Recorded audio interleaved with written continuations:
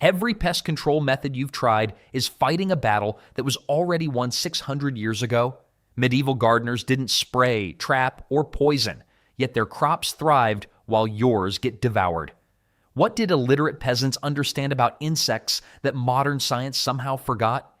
Medieval peasants never threw away fireplace ash, not once. And honestly, they were smarter than most of us with our fancy garden centers. Here's what they figured out centuries ago. Slugs and snails have this mucus coating on their bodies. It's how they move, how they breathe, how they survive. Wood ash, it's dry, alkaline, and absolutely devastating to that slime layer. Spread ash around your plants, and you've basically built a tiny desert moat. Slugs hit that barrier and start losing moisture immediately. They'll turn around faster than my uncle at a vegetable buffet. Now here's the beautiful part. Every medieval household had a fire burning constantly. Cooking, heating, everything. So they were producing fresh pest control daily without spending a single coin. The lord in his manor and the farmer in his cottage both had access to the same weapon. But wait, there's a bonus they didn't even understand. Wood ash dumps potassium and calcium straight into your soil. So while they thought they were just stopping slugs, they were actually fertilizing their plants. 2 jobs, 0 effort, completely free. The numbers back this up too. Slugs cause roughly 80% of seedling deaths in damp climates. 80%! That's not a minor problem. That's garden murder happening every wet night. And unlike those blue pellets from the hardware store, ash won't poison your dog, harm your kids, or kill the toads that actually eat slugs for you. The method still works perfectly. Spread a 2-inch ring around your seedlings after the rain stops. Reapply after heavy watering. That's it. Pretty simple defense from people who couldn't read but definitely understood pests. Of course, ash only handles the ground crawlers. What about flying insects and 4-legged raiders? That required something much smellier. Now here's where medieval gardeners got clever, really clever. They figured out that stink could be a weapon. Garlic, onions, and leeks weren't just planted for eating. They were planted as fortress walls around vegetable beds. And honestly, it's genius. See, the Allium family releases sulfur compounds that mess with how insects find their food. Aphids, carrot flies, even rabbits, they all navigate by smell. When you surround your carrots with a thick border of onions, these pests get completely confused. It's like trying to find a bakery when someone's waving a skunk in front of your face. But why does this actually work? When allium leaves get bruised, even slightly, they release something called allicin. This creates an invisible chemical cloud that basically scrambles insect GPS. The bugs know food is nearby, but they can't pinpoint it, so they leave. Problem solved. Monastery records from the 900s show monks planting onion borders specifically around cabbage patches. They noticed fewer caterpillar infestations. No science degree required. Just observation and a lot of patience. And the weird part is, this works even better on larger pests. Deer have 297 million scent receptors. Humans, about 5 million. So what smells pleasantly savory to us hits a deer like a chemical weapon. One whiff of a garlic border and they're looking for dinner elsewhere. I've tried this myself. Planted 3 rows of onions around my tomatoes last year. Not a single rabbit touched them. My neighbor's garden looked like a salad bar after a wildlife convention. The bonus that makes this perfect: your pest barrier is also your dinner ingredient. But onions and garlic aren't the only plants medieval people weaponized. The next one tastes so bitter that insects literally refuse to eat anything near it. Wormwood might be the most underrated weapon medieval gardeners ever discovered. Artemisia absinthium. Sounds fancy, right? The plant that eventually made absinthe famous was busy protecting cabbages long before it was getting artists drunk in Paris. Here's what made it special. Medieval farmers would steep dried wormwood leaves in boiling water, strain the mixture, and spray it directly on their crops. Flea beetles? Gone. Aphids? Gone. Moths that like to lay eggs on brassicas? They wouldn't go near the stuff. The secret is 2 compounds called absinthin and anabsinthin. These chemicals are so intensely bitter that insects basically refuse to eat anything coated in them. It's like covering your vegetables in pure disgust. And the weird part is how farmers figured this out in the first place. They noticed that weeds rarely grew near wild wormwood patches. The plants around it just stayed cleaner, healthier, less eaten. So they started experimenting. I tried this myself last summer. Boiled a handful of dried wormwood in about a quart of water, let it cool, strained it into a spray bottle. My kale had been getting destroyed by flea beetles. Within a week of spraying every few days, the damage stopped almost completely. The best part? Wormwood grows in terrible soil. Drought conditions? No problem. That neglected corner of your yard where nothing else survives? Perfect wormwood territory. Plant it once and you've got free pest spray for years. Now spraying bitter chemicals on leaves works great for insects. But what about the soft-bodied pests that keep coming back night after night? The slugs, the aphids, the spider mites that seem immune to everything? Medieval gardeners had an answer for them too, and it came from an unexpected place, a laundry room. Now here's where things get clever. Soapwort, Saponaria officinalis, a pink-flowered perennial that medieval people used to wash delicate fabrics. But gardeners? They figured out something the laundresses missed. The runoff water was killing bugs. See, soapwort produces natural compounds called saponins. When you crush the leaves and stems into water, you get a sudsy liquid that coats soft-bodied insects like aphids, spider mites, and whiteflies. And once coated, they suffocate. Their breathing pores get blocked, and within hours, they're done. No chemicals, no factory. Just a plant that's been growing wild since before your great-great-grandmother was born. The wild part? This is the exact same mechanism behind those fancy insecticidal soaps you buy at garden centers. Modern science looked at what medieval gardeners were doing and basically said, yeah, that works. They just put it in a bottle and charge $12 for it. But here's what makes soapwort even better than the store-bought stuff. Saponins break down fast in sunlight, really fast, so there's no chemical residue sitting on your tomatoes or lettuce. You spray it, it does its job, and by the time you're harvesting, gone. Clean vegetables, dead aphids. My kind of math. And the maintenance? Almost nothing. Plant soapwort once, and you've got pest control material for decades. I'm not exaggerating. This thing spreads aggressively. Some gardeners actually complain about it taking over. But honestly, I'll take an overeager pest-killing flower over an empty wallet any day. The medieval folks stumbled onto legitimate chemistry while doing laundry. Meanwhile, I can barely remember to water my basil. But soapwort handles the small pests. What about the bigger problems lurking underground? Now here's where medieval gardeners got genuinely clever. They buried clay pots up to the rim in garden soil, filled them with stale ale or fermented fruit mash, and waited. By morning, dozens of drowned slugs floating in their homemade death trap. Simple engineering, brutal results. The science behind it is almost embarrassingly straightforward. Yeast produces a smell that slugs find absolutely irresistible. We're talking attraction from up to 20 feet away. These slimy little garden destroyers will abandon your lettuce mid-bite and beeline straight for that fermenting goodness. And then they fall in. The slick, wet sides of the pot mean there's no climbing back out. It's basically a medieval roach motel for slugs. They check in, they don't check out. Here's what I love about this method. Medieval brewers always had spoiled batches lying around. Bad beer was practically free. So while they couldn't sell their ruined ale, they could protect their cabbages with it. Waste not, want not, as my grandmother used to say. The numbers are honestly shocking. A single buried container can catch 50 or more slugs in one night during peak season. 50. That's 50 slugs that won't be turning your seedlings into Swiss cheese by sunrise. And the best part? Modern gardeners use the exact same technique today with cheap grocery store beer. We've invented smartphones, sent people to the moon, developed pesticides with names we can't pronounce. Yet a 600-year-old trick using bad booze still outperforms most of them. My neighbor thought I was joking when I told him to bury beer in his garden. He's not laughing anymore. His hostas actually have leaves now.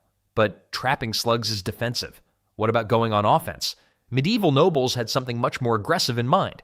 Pepper was worth more than silver in medieval Europe, and some nobles ground it up just to splash on their cabbages. Sounds insane, right?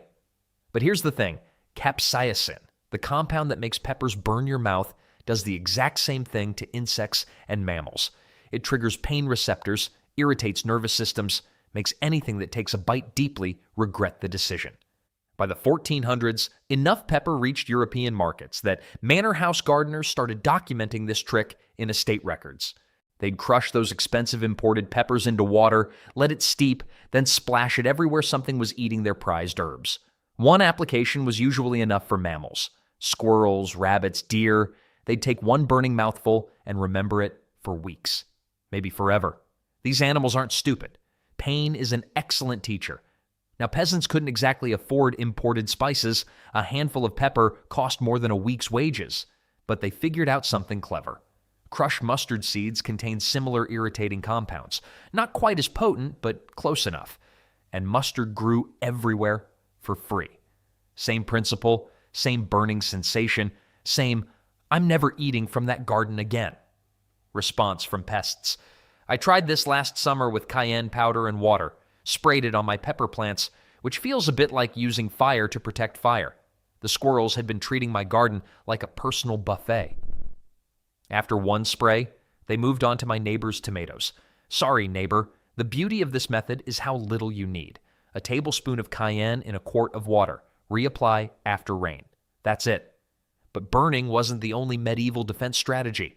Some plants fought back by being so incredibly bitter that nothing would touch them. Ants are tiny. Harmless, right? Wrong. Here's what nobody tells you about ants in your garden. They're not just wandering around looking for crumbs. They're actually running a full-scale farming operation. Ants herd aphids like cattle. They protect them from predators. They even move them to your best plants so they can milk them for honeydew. Your ant problem is really an aphid factory in disguise. Medieval gardeners figured this out centuries ago. And their solution? A golden-flowered plant called Tansy that ants absolutely refuse to cross. Tanacetum vulgare produces compounds called thujone and camphor. These chemicals scramble ant pheromone trails. It's like putting up a GPS jammer around your vegetables. The ants can't navigate. They get confused. They leave. I planted tansy around my raised beds 3 years ago, mostly because I liked how it looked. Yellow button flowers, ferny leaves, pretty stuff. Then I noticed something weird. The ant highways that used to crisscross my garden just stopped. Dead ends at the tansy border every single time. The ants would hit that invisible wall and turn around like they'd forgotten why they came. Medieval beekeepers planted tansy near their hives for exactly this reason. Ants raid honey stores constantly, but they won't walk through tansy to do it. The bees stayed unbothered. And here's the domino effect. No ants means no aphid protection. No aphid protection means ladybugs and lacewings actually get to do their jobs. Within weeks, my aphid population crashed without me spraying a single thing. Charlemagne himself ordered tansy grown on all royal estates back in 812 AD. When an emperor mandates a specific plant, you know it works, but tansy only handles what's walking through your garden. What about what's digging underneath it? Elder trees have been growing near European homes for thousands of years, and it wasn't just for the berries. Medieval gardeners discovered something peculiar. Mice avoided elder trees like they owed them money. Moles would tunnel happily through an entire field, then suddenly change direction when they hit elder roots. Why? The leaves contain sambunagrin. When this compound breaks down, it releases traces of hydrogen cyanide. Not enough to hurt you, but more than enough to make rodents absolutely miserable. Their respiratory systems are incredibly sensitive. One whiff of boiling elder leaves, and mice decide your neighbor's garden looks way more appealing. Here's how medieval folks used it. They boil a big handful of elder leaves in water for about 30 minutes. Let it cool, then splash it around the edges of their vegetable beds. The smell alone kept burrowing pests at bay for days. But they got creative too. Some gardeners shoved fresh elder branches directly into mole tunnels. The moles would either abandon those runs completely or waste energy digging new paths around the stink. Either way, your carrots stayed safe. I tried this myself last spring. Had a mole turning my raised beds into a subway system. Stuffed elder branches into every hole I could find. Within a week, no new mounds.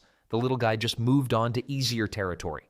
The best part is, elder grows wild across most of America. Free pest control, just waiting by the roadside. Your only cost is a short walk and some boiling water. Medieval farmers noticed something else interesting, though. They weren't just fighting pests underground. They had problems above the soil, too. Cats digging up seed beds, beetles destroying roses, and for that, they turned to one of the strangest herbs in their arsenal, Rue smells like regret and gasoline had a baby. I'm not exaggerating. One whiff and you'll understand why every beetle and cat in medieval Europe gave it a wide berth. Ruta graveolens was the bouncer of the garden world. Plant it along your edges, and suddenly you've got an invisible force field that insects and animals absolutely refuse to cross. Here's what makes Rue fascinating. Cats despise it. And I mean despise. Medieval gardeners figured this out pretty quickly when they got tired of their seed beds becoming neighborhood litter boxes. Sound familiar? Yeah, cats haven't changed in 800 years. The plant's oils contain rutin and other volatile compounds that actually irritate insect skin on contact. Beetles won't even land on plants growing near Rue. They'd rather fly 3 gardens over than deal with that bitter nastiness. Monastery records specifically mention planting Rue next to roses. Why? Because it cut beetle damage dramatically without anyone having to spend hours picking bugs off by hand. Monks were efficient like that. They had prayers to attend to. But here's your warning, and I'm serious about this one. Rue can blister human skin when you handle it in sunlight. The oils react with UV rays and cause nasty burns. Medieval gardeners learned to harvest only on cloudy days or after sunset. Smart people, those medieval folks. The Romans called it herb of grace and spread it everywhere they conquered. That's over 2,000 years of documented pest control. 2,000 years. Your great times 60 grandparents probably used this exact method. Now, Rue handles the surface pests beautifully, but what about the ones hiding underground? The grubs and larvae just waiting to destroy next year's garden. Turns out medieval farmers had a brutally simple solution for those too. Here's where everything we've talked about comes full circle, literally. Medieval gardeners figured out something brilliant. Why chase pests all season when you can kill them before they even wake up? Every autumn, after the first frost hit, they grabbed their spades and started digging. Not just surface scratching. We're talking 2 spade depths down, deep enough to hit where the real troublemakers hide. See, Japanese beetle grubs, cutworms, wireworms, they're all down there right now. Cozy, waiting for spring, thinking they're safe? They're not.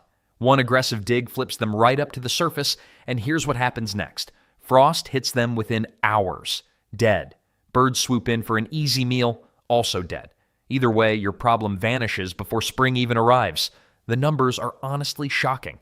A single deep autumn dig can reduce next year's pest population by up to 70% for soil-dwelling insects. 70%. That's better than most chemicals promise. And this costs you nothing but sweat. Timing matters, though. Medieval farmers waited until after first frost, but before the ground froze solid. Too early and pests just rebury themselves. Too late and you're fighting concrete with a shovel. I tried skipping this step 1 year. Figured I was too busy.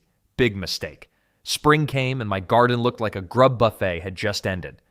Lesson learned. And the weird part is, this technique requires 0 special knowledge. No purchases, no recurring costs, just the same shovel work gardeners have done for 1,000 years. When you combine this with everything else, the ash circles, the garlic borders, the wormwood sprays, you've got a complete pest defense system. All medieval, all proven, all still working today.